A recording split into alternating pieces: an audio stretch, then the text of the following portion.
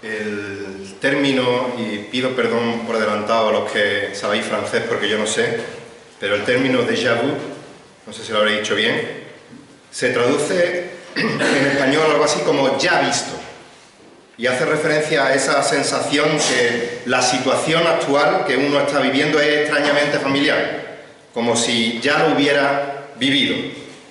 Y al llegar al capítulo 10 de Oseas, que comenzamos hoy, a lo largo de todos los capítulos que hemos estado viendo últimamente, podría llegar a parecer el tener una sensación de este déjà vu, o déjà vu, de haber visto lo que sucede aquí, que ya lo hemos vivido, que ya es repetitivo, desobediencia del pueblo, denuncia, aviso de juicio, castigo, y eso podría desenfocarnos de lo que vamos a ver en la palabra. Y lo que tenemos que tratar es de enfocarnos. Dios nos está hablando cada vez que abrimos la palabra. Hoy vamos a abrir la palabra y nos va a hablar a cada uno de la misma manera que nos ha hablado en los capítulos anteriores y de la misma manera que nos habla en cualquier otro libro de la Biblia. Así que tenemos que tratar de orar y pedirle al Espíritu Santo que nos dé entendimiento, que nos quite del corazón cualquier sensación de estar viendo algo repetitivo y como digo, que nos dé entendimiento para escuchar lo que Dios nos quiere decir y podamos aplicarlo a nuestra vida. Así que con esto en mente os invito a que abráis la Biblia en Oseas capítulo 10 y vamos a leer los 8 primeros versículos. Oseas capítulo 10, del 1 al 8. Leo en la versión de las Américas y dice Oseas 10:1: Israel es un viñedo frondoso, dando fruto para sí mismo. Según la abundancia de su fruto, así multiplicaba los altares. Cuanto más rica era su tierra, más hermosos hacían sus pilares sagrados. Su corazón es infiel. Ahora serán hallados culpables. El Señor derribará sus altares y destruirá sus pilares sagrados. Ciertamente ahora dirán: no tenemos rey porque no hemos temido al Señor.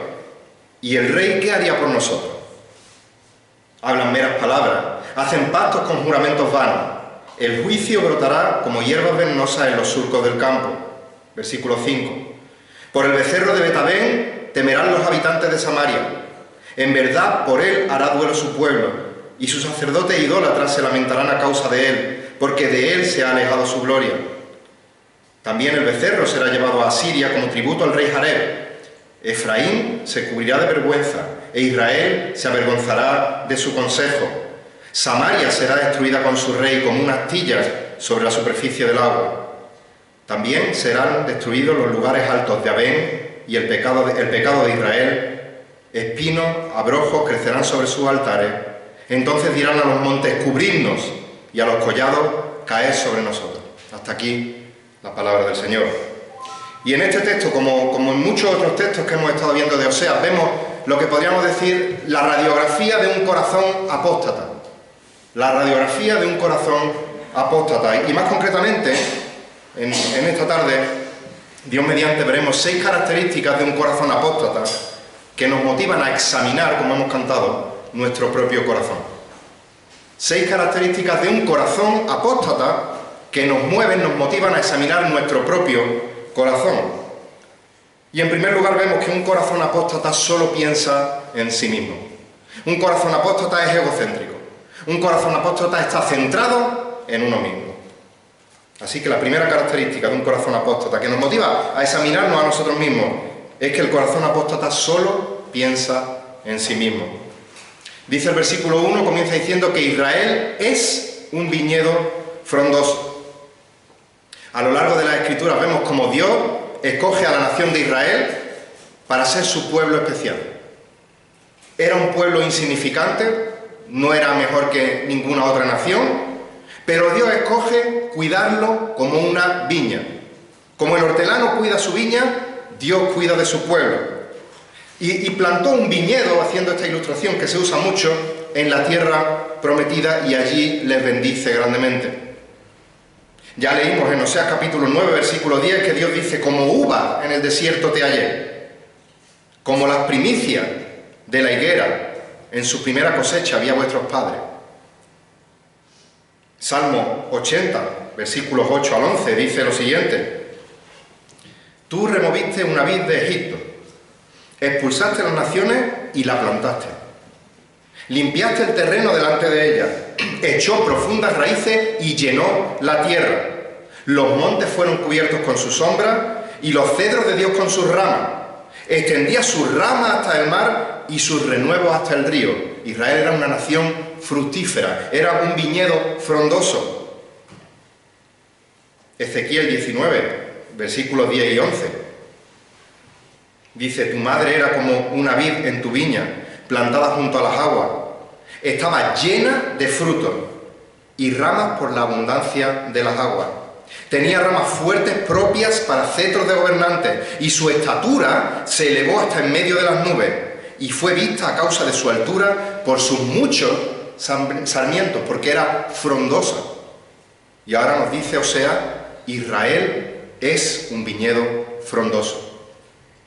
El cuidado especial que Dios tuvo con Israel le hizo fructificar, le hizo prosperar, tanto materialmente como en natalidad. También creció mucho el pueblo. Pero el problema es que el corazón apóstata de Israel estaba centrado en sí mismo. Y esa bendición no la dedicó al Dios que le bendecía, sino que la usó para sí mismo y para su culto idolátrico a los Baales. Porque la nación, el corazón de la nación, era egocéntrico, estaba centrado en sí mismo. Así que sigue diciendo, versículo 1, que según la abundancia de su fruto, de esa viña frondosa, de ese viñedo frondoso, así multiplicaba los altares. Cuanto más rica era su tierra, cuanto más prosperaba, más hermoso hacía sus pilares sagrados. En vez de dedicarlos a Dios, más prosperaba en sus propios intereses. Por eso dice Jeremías capítulo 2, versículo 21. Yo te planté como vid escogida, toda ella simiente genuina. Y ahora pregunta el Señor, Jeremías 2:21, ¿cómo pues te has vuelto delante de mí, sarmiento degenerado de una vid extraña? ¿Cómo es posible que el pecado de la nación le cegara de tal manera que atribuyeran sus bendiciones y su prosperidad a los ídolos que ellos mismos habían creado con sus manos y no al único Dios verdadero? Recordemos Osea 2:8. Ella no sabía que era yo quien le daba el trigo, el mosto y el aceite y le prodigaba la plata y el oro que ellos dedicaban para usar a Baal, que ellos usaban para Baal. Cuanto más prosperaban, gracias a Dios, más multiplicaban los altares para sus ídolos. Cuanto más rica era su tierra, más hermosos eran sus pilares sagrados para su culto idólatra. ¿Por qué? Porque el corazón apóstata de Israel estaba centrado en sí mismo. 6 características de un corazón apóstata que nos mueven a examinar nuestro propio corazón, a examinarnos a nosotros mismos. En primer lugar, el corazón apóstata solo piensa en sí mismo. En segundo lugar, el corazón apóstata está dividido. Un corazón apóstata está dividido. Versículo 2. Dice, su corazón es infiel. La Reina Valera dice, está dividido su corazón. Y esta expresión infiel, esta expresión dividido, en el original significa escurridizo, significa resbaladizo. Y hace referencia precisamente a eso, a la infidelidad del corazón, a lo engañoso del corazón, a la doblez del corazón. Dice el Salmo 12, versículo 2. Falsedad habla cada uno con su prójimo. Habla con labios lisonjeros y con doblez de corazón. Un corazón dividido. La nación de Israel rendía por un lado culto a Dios, pero al mismo tiempo rendía culto a los Baales. Trataba de agradar a ambos. Pero es imposible tener un amor genuino por Dios y a su vez rendir culto a cualquier otra cosa. En este caso, a Baal. Por eso Jesús tuvo que decir en Mateo 6:24 que nadie puede servir a dos señores. En este caso hablaba de las riquezas, pero dice, porque o aborrecerá a uno y amará al otro, o se apegará a uno y despreciará al otro. Y dice, no podéis servir a Dios y a la riqueza. No podemos tener un corazón dividido. No podemos rendir culto a Dios y al mismo tiempo tener otro amo diferente. Llámese riqueza, llámese el culto al cuerpo, llámese la religión, la familia, incluso la esposa el sexo, el dinero, el trabajo, no. No se puede servir a dos señores. Por eso, ¿cuál es el mandamiento más grande, el que resume toda la ley? Marcos 12:30.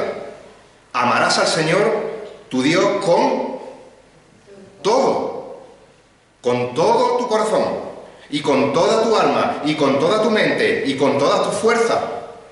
Marcos 12:30, con todo nuestro ser. Pero el corazón apóstata está dividido. Por eso en Deuteronomio, y a lo largo de la Biblia, pero en Deuteronomio se nos exhorta por activa y por pasiva: cuida tu corazón para amar a Dios sobre todas las cosas. Cuida tu corazón para amar a Dios. Vamos a ver un ejemplo. Deuteronomio 5:29. Dice: oh, si ellos tuvieran tal corazón que me temieran. ¿Y cómo se demuestra ese temor reverente? Y guardaran siempre todos mis mandamientos. ¿Para qué? Para que les fuera bien a ellos y a sus hijos para siempre. Un capítulo después, Deuteronomio 6, versículos 4 al 6. Escucha, oh Israel, el Señor nuestro Dios, Jehová nuestro Dios, Jehová uno es. Y amarás al Señor tu Dios con todo tu corazón, con toda tu alma y con toda tu fuerza. Y estas palabras que yo te mando hoy estarán ¿dónde? Sobre tu corazón. Deuteronomio, ahora el capítulo 10, versículo 12. Y ahora, Israel, ¿qué requiere el Señor tu Dios? Sino que temas al Señor tu Dios, que andes en todos sus caminos, que le ames y que sirvas al Señor tu Dios con todo tu corazón y con toda tu alma, no con un corazón dividido. Otro capítulo más, Deuteronomio 11, versículo 16. Cuidado, es una advertencia, dice: cuidado, no sea que se engañe vuestro corazón y os desviéis y sirváis a otros dioses y los adoréis. Cuidado con tener un corazón dividido. Y saliéndonos de Deuteronomio, un texto que todos sabéis de memoria, Proverbios 4:23, con toda diligencia, como dice Reina Valera, sobre toda cosa guardada, guarda tu corazón, porque de él brotan los manantiales de la vida. Tenemos que cuidar nuestro corazón. Por eso estamos frente a Oseas examinando nuestro propio corazón, porque no podemos rendir lealtad a Dios o decir rendir lealtad a Dios y tener un pie en el mundo. Por eso Santiago 4:4 exhorta: oh almas adúlteras, ¿no sabéis que la amistad con el mundo es enemistad con Dios? Por tanto, el que quiere ser amigo del mundo se constituye enemigo de Dios. No puede estar jugando a dos bandas con Dios. Nuestra lealtad a Dios ha de ser total. Por eso veíamos hace poco en Romanos capítulo 12 que el apóstol Pablo dice: no os adaptéis, no os conforméis a este mundo, sino que transformaos mediante la renovación de vuestra mente, de vuestro ser, de vuestro corazón. Y este transformado, si os acordáis, no era meramente un cambio superficial, sino que era una metamorfosis, un cambio radical. Pero la nación de Israel tenía un corazón apóstata. La nación de Israel fue desleal. Su corazón era resbaladizo, su corazón era escurridizo, su corazón estaba dividido. Y al contrario que acabamos de leer en Romanos 12, ellos sí se adaptaron a este mundo. Ellos sí se conformaron a la forma de pensamiento, de filosofía, de sabiduría, de formas de actuar de este mundo que está radicalmente en contra de Dios. Y eso tuvo consecuencia del juicio y el castigo de Dios sobre ellos. Versículo 2 sigue diciendo: su corazón es infiel, ahora serán hallados culpables. El Señor derribará sus altares y destruirá sus pilares sagrados, destruirá sus ídolos. Esta nación de Israel tenía que entrar en la tierra prometida y tenía que destruir los lugares de culto pagano para que en esa tierra la lealtad fuese exclusiva para Dios. Esto lo encontráis, no lo vamos a leer porque es extenso, pero en Deuteronomio capítulo 29 se les advierte que entren y que terminen con todo culto idolátrico que hay allí, para que no les influya negativamente en su adoración al único Dios verdadero. Y más concretamente Deuteronomio 29, del 16 al 18. Ellos tenían que alejarse de los falsos dioses para así evitar que sus corazones se alejen del Señor su Dios y servir a los dioses de aquellas naciones. Pero el pueblo, lejos de destruir los lugares de culto idólatra, los asimiló en sus prácticas. Levantó nuevos altares y pilares sagrados para servir a los dioses de aquellas naciones, justo lo contrario que Dios le había dicho.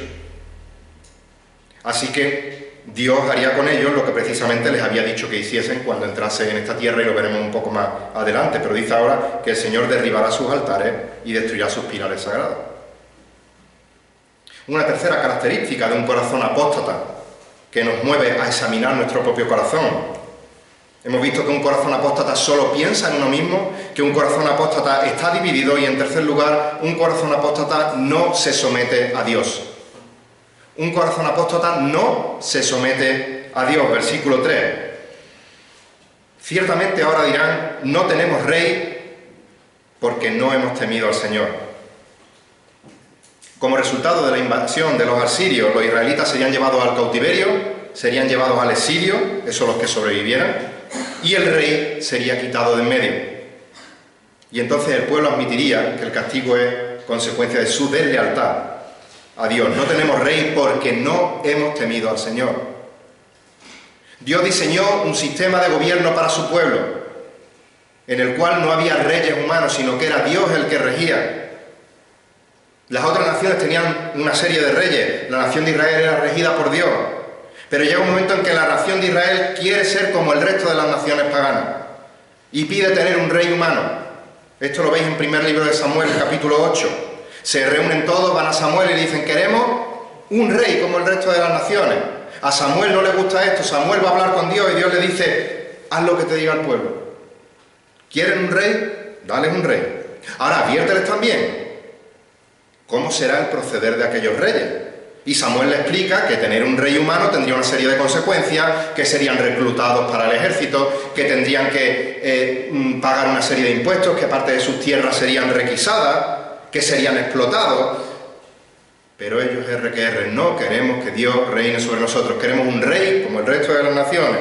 Así que, ¿queréis rey? Pues se les concedió reyes humanos y el pueblo terminó alejándose de Dios. Pero sigue diciendo el versículo 3, y el rey, ese rey humano, ¿qué haría por nosotros? El pueblo es consciente de que a estas alturas ningún rey humano les podría librar de lo que se les venía encima. Y hacen una pregunta retórica, ¿y el rey qué haría por nosotros? La respuesta es, nada. No hubo nada que los gobernantes de este mundo pudieran hacer para evitar que Asiria les conquistase, les matase y los que sobreviviesen fuesen llevados al exilio. Versículo 4 dice, hablan meras palabras, hacen pactos con juramentos vanos. Con tal de conseguir lo que ellos quisieran, eran capaces de decir cualquier cosa.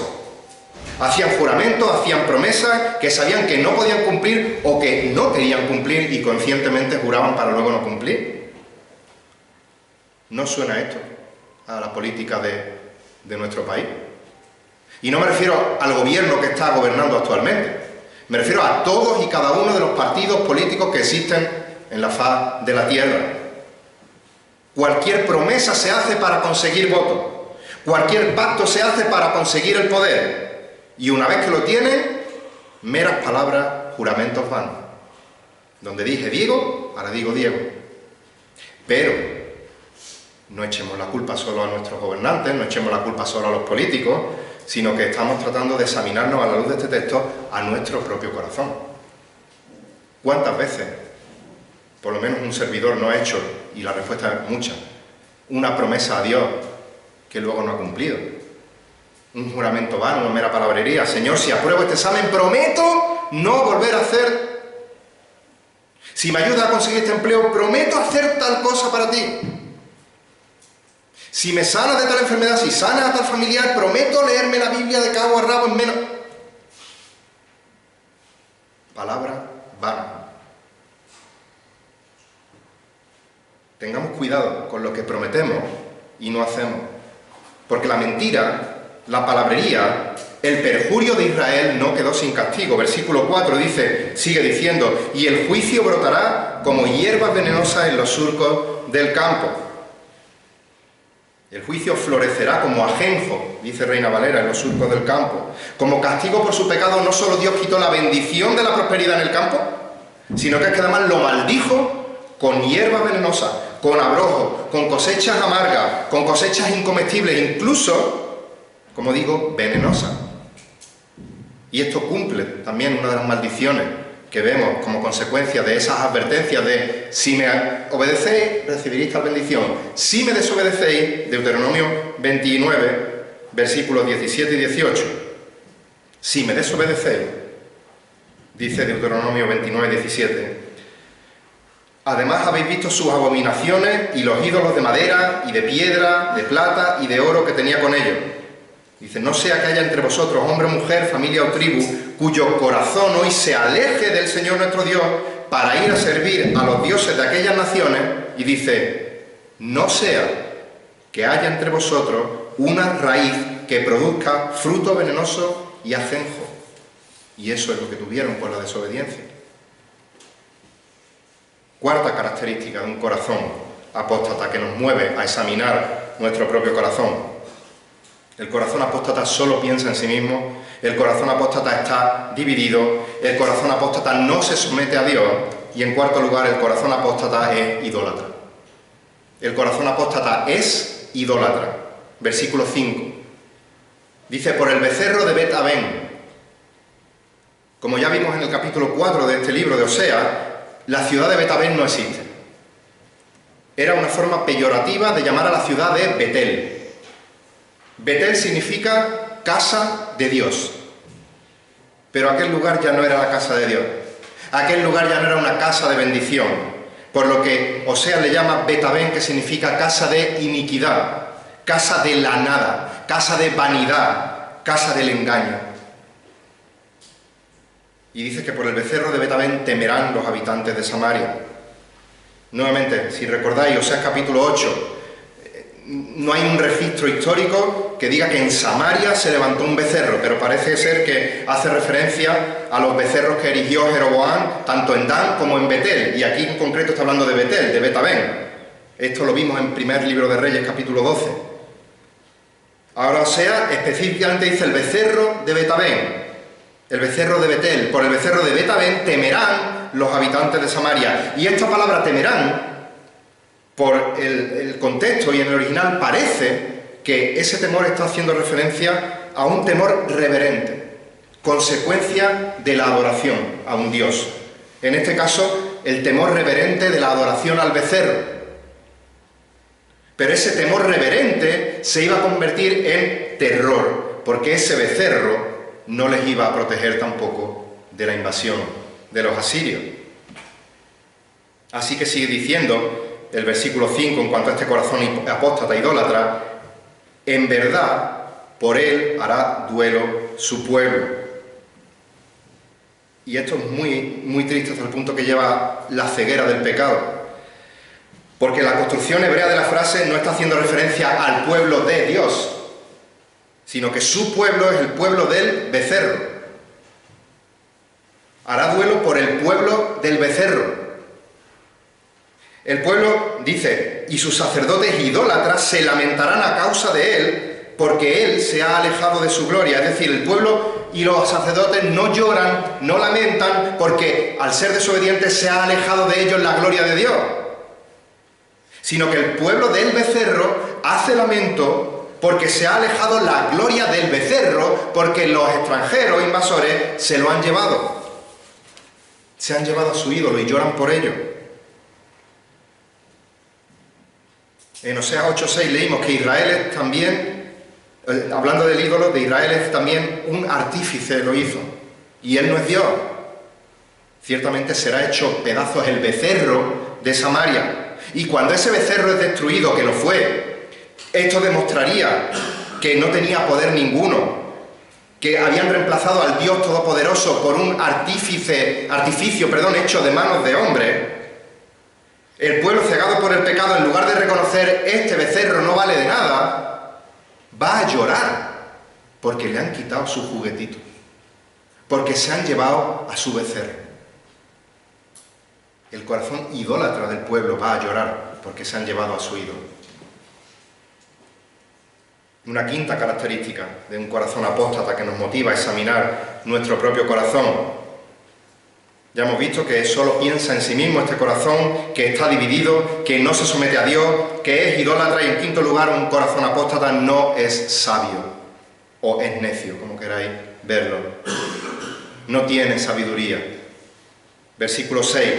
También el becerro será llevado a Siria como tributo al rey Jareb. Ya también vimos en el capítulo 5 de Oseas que este rey Jareb hace referencia a un rey asirio, que algunos piensan que no es el nombre propio del rey, sino que es como un título de ese rey, un calificativo, ya que Jareb significa busca pleito, busca peleas. Pero sea que fuera su nombre de pila o que sea que fuera su título, está hablando del rey de Asiria. Y ni el rey de Israel, ni los Baales, ni el becerro de Israel va a librarle que este rey Jareb acabe con ellos. Así que, sigue diciendo el versículo 6, Efraín se cubrirá de vergüenza e Israel se avergonzará de su consejo. Como ya hemos dicho en otras ocasiones, Efraín, Israel son términos intercambiables, son sinónimos. Es un efecto poético que está usando Oseas para recalcar el pecado de la nación. Efraín se cubrirá de vergüenza. Israel se avergonzará de su consejo.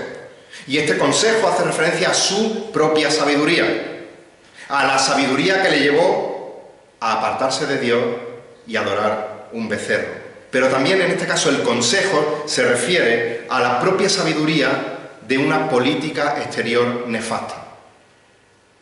La sabiduría humana de una política exterior nefasta, buscando el favor de naciones por todos lados, incluso de Asiria, que sería la nación que terminaría por conquistarle. Vemos ejemplo de esta falta de sabiduría en la política exterior. Oseas capítulo 5, versículo 13, dice que cuando Efraín vio su enfermedad y Judá su herida, y añado yo, en vez de acudir a Dios, dice, Efraín fue a Asiria y envió mensaje al rey Jareb, pero él no os podrá sanar ni curar vuestra herida. Oseas capítulo 7, versículos 8 al 9, Efraín se mezcla con toda la nación. Efraín es como una torta no volteada, como un alimento inútil, quemado por un lado y sin hacer por el otro. ¿Y qué pasó con esta política exterior? Sigue diciendo Oseas 7, devoraron extranjeros su fuerza y él no lo sabe. Y dice el versículo 11, Efraín es como, de este capítulo 7, Efraín es como paloma incauta, sin entendimiento. Llaman a Egipto, acuden a Asiria. Un capítulo después, Oseas 8, 9 y 10, dice, porque ellos han subido a Asiria como asno montés solitario. Efraín alquiló amantes, trató de hacer alianzas con quien pudo. Y dice, aunque alquilen aliados entre las naciones, ahora los juntaré y comenzarán a debilitarse a causa de la carga del rey de príncipes, a causa de su nefasta política exterior. Y esto le iba a llevar a ser avergonzado por su consejo, por su propia y necia sabiduría, porque un corazón apóstata no tiene sabiduría. Y por último, la última característica que nos motiva a examinar nuestro propio corazón. El corazón apóstata solo piensa en sí mismo. El corazón apóstata está dividido. El corazón apóstata no se somete a Dios. El corazón apóstata es idólatra. El corazón apóstata no es sabio. Y por último, y como consecuencia de todo esto, un corazón apóstata recibirá el castigo de Dios. Un corazón apóstata recibirá el castigo de Dios. Versículo 7. Samaria será destruida con su rey. Como una astilla, dice la Reina Valera, como espuma sobre la superficie del agua. Esta ilustración nos muestra la resistencia que podría hacer Israel frente a sus invasores. La misma resistencia que una astilla, la misma resistencia que una espumita encima del agua puede presentar frente a la superficie del mar para que no le lleve de un lado a otro, es decir, ninguna. La destrucción era inevitable y Samaria fue destruida con su rey. Versículo 8, también serán destruidos los lugares altos de Abén. El pecado de Israel, espinos y abrojos caerán sobre sus altares. Abén significa maldad. El pecado de Israel fue su prostitución espiritual, abandonando al Dios verdadero y yendo tras los Baales. Y estos lugares altos de Abén, estos lugares altos de maldad y los altares, donde el pueblo adoraba a falsos dioses, serían totalmente destruidos hasta el punto de que allí lo único que quedaría es crecer espinos y abrojos.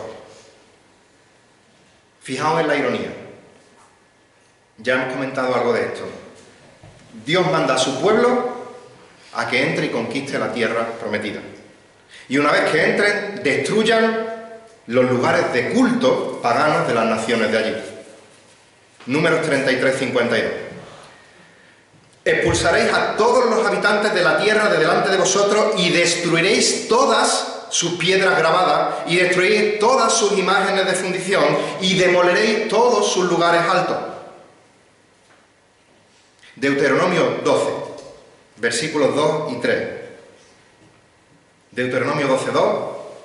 Destruiréis completamente todos los lugares donde las naciones que desposeeréis sirven a sus dioses, sobre los montes altos, sobre las colinas y debajo de todo árbol frondoso, todos los lugares de culto.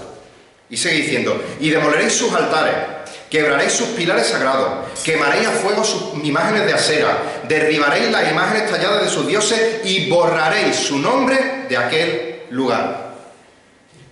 ¿Dónde está la ironía? Que lo que el pueblo de Dios no fue capaz de cumplir, Dios terminó cumpliéndolo a través de una nación pagana. Asiria destruiría los lugares de culto, los pilares sagrados, los lugares altos. Pero también, como hemos dicho y hemos visto ya muchas veces, es el cumplimiento de los resultados de la desobediencia a Dios. Levítico 26, 30 y 31. Levítico 26:30, y destruiré vuestros lugares altos si me desobedecéis. Derribaré vuestros altares de incienso y amontonaré vuestros cadáveres sobre los cadáveres de vuestros ídolos, pues mi alma os aborrecerá. También dejaré en ruina vuestras ciudades, desolaré vuestros santuarios y no oleré vuestros suaves aromas.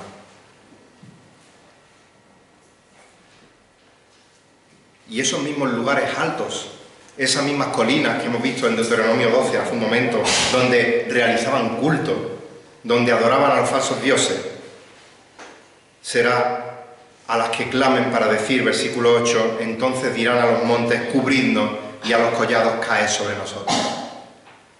La situación del pueblo llegaría a ser tan desesperada que preferiría morirse a sufrir el castigo de Dios por medio de esta invasión. Y dirían a los montes cubrirnos y a los collados caer sobre nosotros. Pero como sabéis, no solo está hablando de la tribulación que iba a pasar este pueblo con la invasión asiria, con el exilio en la cautividad, sino que también está prefigurando el juicio futuro que sufrirá la humanidad en un tiempo de gran tribulación. Jesús cita este mismo texto en Lucas 23:30 cuando dice, entonces comenzarán a decir a los montes, caed sobre nosotros, y a los collados, cubrirnos. ¿Por qué? Porque ha llegado el gran día de la ira de ellos, y ¿quién podrá sostenerse? Y en Apocalipsis 6:16 leemos, y decían a los montes y a las peñas, caed sobre nosotros y escondernos de la presencia del que está sentado en el trono y de la ira del Cordero. En ese día la humanidad clamará desesperada para evitar la ira del Cordero, para evitar el juicio de Jesucristo. Hemos visto 6 características de un corazón apóstata que nos mueven a examinar nuestro propio corazón. Un corazón apóstata solo piensa en sí mismo. Un corazón apóstata está dividido. Un corazón apóstata no se somete a Dios. Un corazón apóstata es idólatra. Un corazón apóstata no es sabio y como consecuencia de esto un corazón apóstata recibirá el castigo de Dios. Y llegados a este punto, la pregunta, ¿dónde está tu corazón? ¿Dónde está tu corazón? Si tienes un corazón apóstata, si tienes un corazón rebelde, si tienes un corazón alejado de Dios, la mala noticia es que no puedes hacer nada por ti mismo para cambiar tu corazón. Y si mueres hoy sin Cristo, la ira de Dios caerá sobre ti, con la condenación eterna en el infierno. La buena noticia es que Dios sí quiere darte ese corazón. Dios quiere darte un nuevo corazón. Dice Ezequiel 11, 19 y 20. Yo les daré un solo corazón y pondré un espíritu nuevo delante de ellos y quitaré de su carne el corazón de piedra y les daré un corazón de carne para que anden en mis estatutos, para que guarden mi ordenanza y para que las cumplan. Entonces serán mi pueblo y yo seré su Dios. Y el sacrificio de Jesucristo en la cruz del Calvario hizo posible que tus pecados puedan ser perdonados y que tu corazón pueda ser regenerado. Solo tienes que venir a Cristo en arrepentimiento y fe y pedirle perdón por tus pecados y confesarle como Señor y Salvador de tu vida. Y aquellos que ya hemos recibido un nuevo corazón, aquellos que no tenemos un corazón apóstata, sino un corazón regenerado por gracia, por medio de la fe en Jesucristo, que esta radiografía de un corazón apóstata nos mueva a examinar nuestros propios corazones y refresque en nosotros un temor reverente a nuestro Dios, para que podamos vivir vida en santidad, buscando la voluntad de Dios y anhelando exaltar y glorificar su nombre. Que el Señor bendiga su palabra.